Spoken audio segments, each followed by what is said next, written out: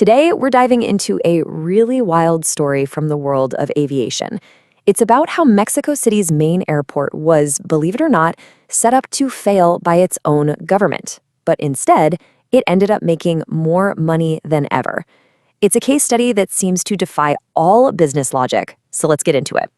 So, right off the bat, here's the central puzzle. You've got the Mexican government actively trying to shrink operations at its biggest airport, AICM. And you think, okay, that's a death sentence. But against all odds, the airport's profits didn't just hang on, they actually soared. So the big question is, how in the world did they pull that off? Okay, to really understand this incredible turnaround, we first have to appreciate the sheer amount of pressure the government was putting on this airport. This wasn't just a little headwind, this was a full-on squeeze play. The first move was a direct shot at the airport's main business. The government just slashed the number of flights that could take off or land every hour, dropping them from 52 all the way down to 43. Now, this was no accident. It was a very deliberate move designed to choke the airport's capacity and force airlines to look elsewhere. And as if that wasn't enough, at the exact same time, a shiny new, heavily subsidized airport called AIFA opened its doors. You have to understand, its entire reason for existing was to compete directly with AICM and steal its traffic. So you've got fewer flights allowed and a new government-backed rival. The situation looked pretty grim. So, with fewer flights, logic says revenue should have tanked, right? Well, this is where the story gets really, really interesting. Turns out, AICM had a secret weapon up its sleeve. And here it is. This is the absolute key to their success. The management at AICM had this brilliant light bulb moment. They thought, okay, if we can't make more money from the airplanes, we'll make it from the people. They completely shifted their focus to what's called non-aeronautical revenue. And that's just a fancy term for, everything you and I spend money on inside the terminal. The coffee, the shops, the restaurants, all of it. And boy, did it work. The results were just staggering.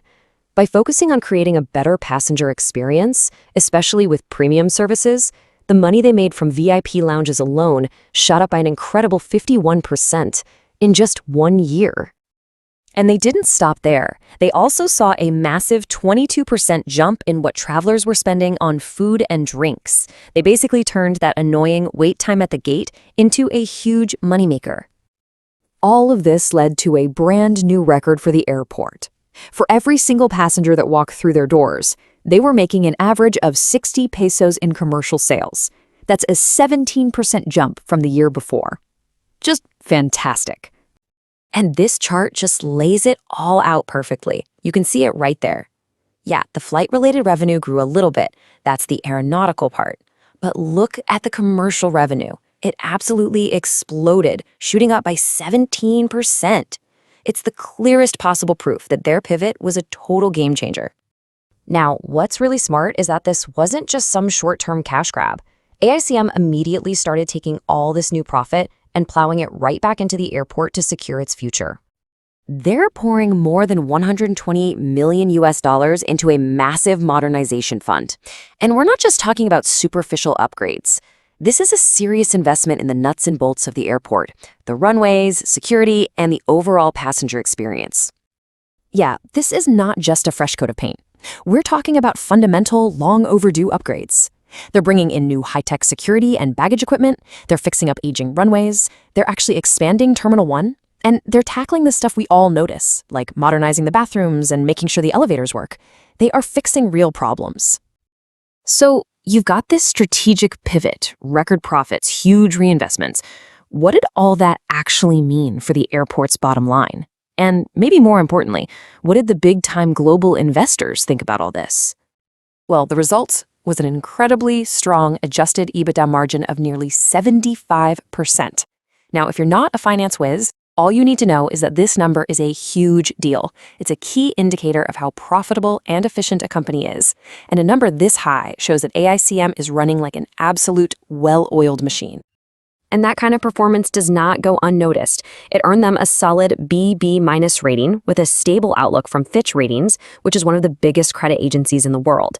This is basically Wall Street giving them a huge thumbs up, telling global investors that, hey, despite all the political pressure, this airport's debt is a safe and reliable investment. That is a massive vote of confidence.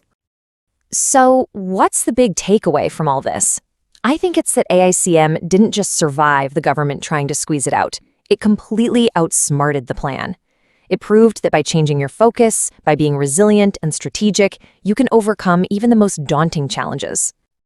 And that really just leaves us with one fascinating question for the future. You have this incredible showdown, one airport backed by government policy and subsidies, and the other backed by pure, clever business strategy. In the long run, which one is going to win the battle for Mexico's skies? It's a story we're definitely going to be watching.